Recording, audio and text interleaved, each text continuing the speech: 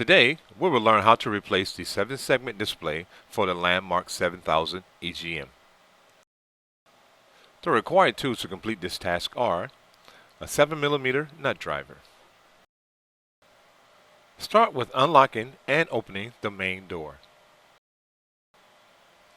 Power off the EGM. Disconnect the following cables: the power and the DP as shown. Using your 7mm nut driver, remove the 2 nuts as shown from the right side of the 7-segment display. Place nuts to the side for later use. Repeat the same process for the left. Place one hand in front of the display to grasp. Use the other to push from the back to remove. To reassemble, perform the removal process in a reverse order. Thank you for learning with us.